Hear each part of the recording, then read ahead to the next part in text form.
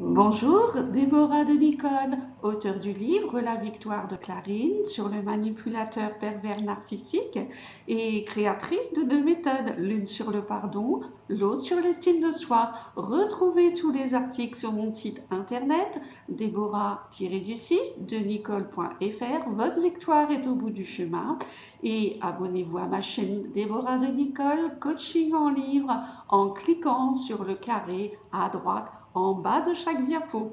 Retrouvez ma réponse personnelle à la rubrique Une question, ma réponse à la fin de cette vidéo.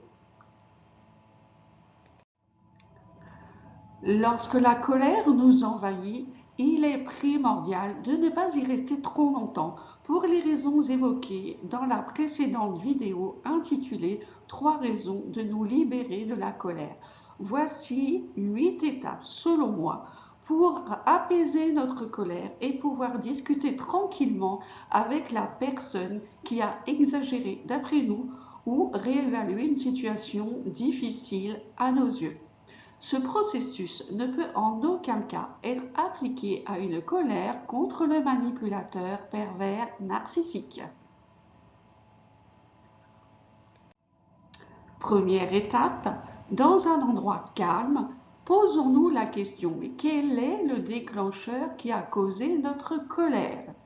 Cela peut être une personne qui a dit une parole injuste, une pensée du passé qui est revenue, une erreur commise ou des besoins non respectés. Une fois le déclencheur trouvé, notons-le sur un papier et respirons calmement en fermant les yeux. Deuxième étape, existe-t-il d'autres émotions que la colère en nous? La colère peut éventuellement cacher de la tristesse, la honte ou autres émotions. Inscrivons-les également sur notre papier et à nouveau, respirons calmement.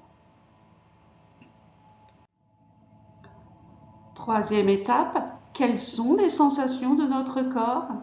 Est-ce que la colère se traduit par un mal de tête, des pleurs, des frissons, un corps tendu ou un ventre serré? Écrivons-les, puis, à nouveau, respirons calmement. Quatrième étape, quelle est l'intensité de notre colère? Inscrivons son niveau sur une échelle de 0 à 10. Par exemple, 5, colère maîtrisable. 10, colère ingérable, c'est-à-dire envie de tout casser autour de nous. Efforçons-nous de respirer calmement. Cinquième étape, nous demander derrière notre colère quelles sont les blessures ressenties. Est-ce du dégoût, du non-respect, une trahison, une injustice, une peur, un rejet? Écrivons ceux ou ces sentiments, une blessure et continuons à respirer calmement. Sixième étape, de quoi avons-nous besoin pour retrouver la paix en nous dès maintenant? Personnellement, pour retrouver la paix, je prie. Mais voici d'autres moyens. Marcher, faire du sport, écouter de la musique, chanter, dessiner, taper dans un oreiller en pleurant. Nous devons trouver ce qui favorise en nous un esprit tranquille, même si le problème reste irrésolu pour l'instant. Continuons à rester focalisés sur notre respiration. Septième étape. Après toutes ces phases, notre colère doit avoir diminué. Écrivons son intensité ressentie sur l'échelle de 0 à 10. Elle doit se situer entre 2 et 3 à peu près. Si ce n'est pas le cas, reprenons toutes les étapes et respirons bien à fond.